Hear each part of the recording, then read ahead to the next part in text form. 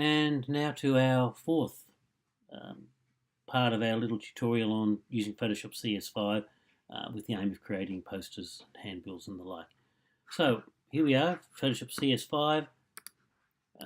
We've got our document open, it's our A4 page, and I will need to find an image that I'm going to put on it. So on my desktop I've already got a folder called Photoshop Tutorial, so I'm going to open that. And as you can see, I've got a whole range of images there. And notice again that Photoshop boxes and controls have disappeared. As soon as I click on the document, they come back. And this is the bit that I said I really like about using the Mac with this open back, is it makes it very easy to find things. So I'm going to pick an image that I want to bring in and use. Now I'm going to use the old Woodlawn logo for this one because it's something that we'll most probably have in a lot of our documents. If you look carefully, you can see I've got JPG files and PNG files. They're both image files, but they both behave a little bit differently. And you can see I've got the same image a number of times in both. JPGs are a traditional photo file.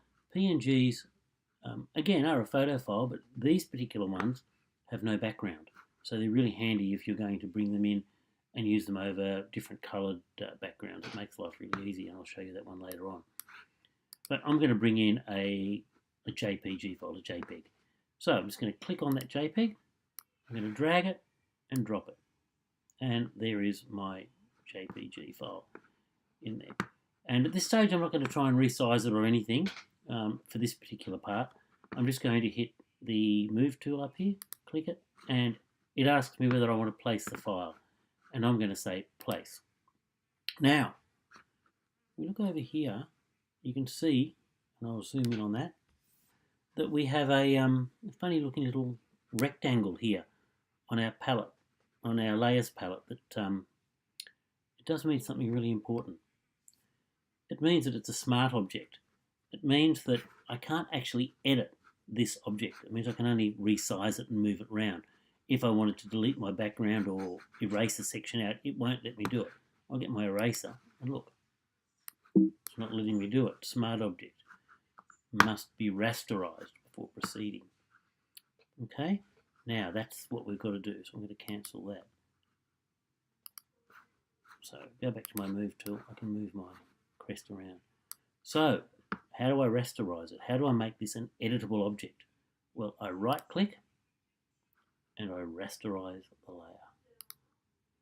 There we go. That funny little rectangle's gone. And now, look at this. I could delete through this. I can delete sections. Look, I'll just go through that with the eraser tool. So I can edit it. Obviously, I don't want that done, so I'm going to undo the eraser. So there's my image. It's in the file. I can click on it and move it around. But obviously, it's going to be a bit big if we're going to do a poster or something, and it's only, we want the Woodlawn crest small in the corner. So I'll just make it so you can see the whole page there. So what I might need to do is I might need to scale it to make it smaller. So I'm going to go Edit and Transform, and I'm going to select Scale. So there it is. It brings up a number of different handles. Now, if I click that corner handle, or any of them, you can see, look, it's doing some nasty things to our poor little crest that we don't necessarily want. So I won't apply that. So do I want to apply that transformation? No, I don't, because that's a problem one. So I'm going to hit Don't Apply. So I'm going to do that again. Edit, Transform, Scale. I've got to hold down the Shift key on my computer. So I hold down the Shift key, then I move it. And that allows me to keep the image in the correct aspect ratio so it doesn't distort. Now that little trick is the same on pretty well all the software we use. Microsoft Word uses it, everything. So there we go, that's about the right size, and I take my finger off. Now I hit the tool up here, and yes, apply, I want that to apply. So there we go, I've got my Woodlawn crest in the corner of my document. So if I was going to create a poster or something with Woodlawn crest, there it is. So again, how we bring images in is we simply drag and drop. I'm going to get the microphone now. Again, I'm not going to touch the PNG file yet. Or I might get this music all one. Now I'll go, yeah, we'll get this one. I'm going to drag it in, drop it. And there is our wonderful image. I can work out how it's going to go. I want it at the top. And I'm going to there, and I'm going to place it. Now I can't image it yet. I can't edit it yet because it's got that funny little rectangle, which means I have to right click and I have to rasterize the layer.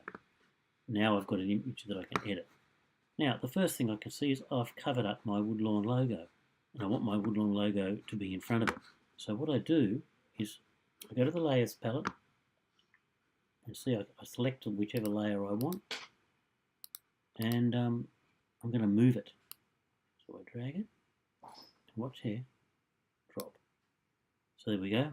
I've got my layer palette, and I can move things around. So I'm going to go back to that and get it in a nice position. And I could put some text or something under there. Just looking at the layer palette too, you see these little icons here, they're eye icons. I can turn off an image, so if I want to see what's underneath it or I want to see what it looks like without that image, click that and it's gone. Click it and bring it back. Really handy if you're trying to make different decisions about what's going where in an image. You can also use that to work out which layers which if you haven't labelled them properly, which is another little thing we can look at. So turn them on and off. So there's our next stage.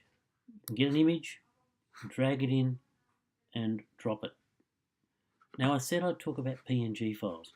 Why is a PNG file better than a JPEG? Well, it's not. But if I find one of these ones here,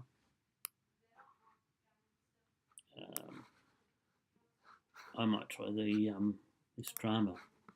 Oh no, I'll go for the microphone PNG, so I'm going to music time.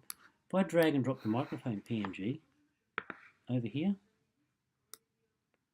there it is. Now look, there's no background in there. So I can have it overlaid, which can be really handy. So I might make this really big in a minute. I might hit the shift tool. I can resize it now if I want. Hit the shift tool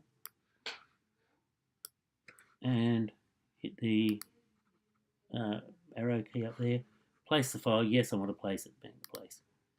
And there is my microphone. Now, it's not editable yet, as you can see. I've got this bit here, so I'd have to rasterize it. So I'm going to right-click, rasterize the layer, so I can do anything I want with it. And now I can start playing around with the composition of my page. Do I want this music up here? No, I might bring my music back down there. Now, the microphone's going in front of some of these notes, and I don't like that. So I'm going to get my microphone, I'm going to drag it down and place it behind. Oh, that doesn't work, does it? Because this isn't a PNG file. If I had a PNG file, that would have worked nicely. So I'll bring the microphone back up and keep it in front. So that's about all we need to do for this lesson.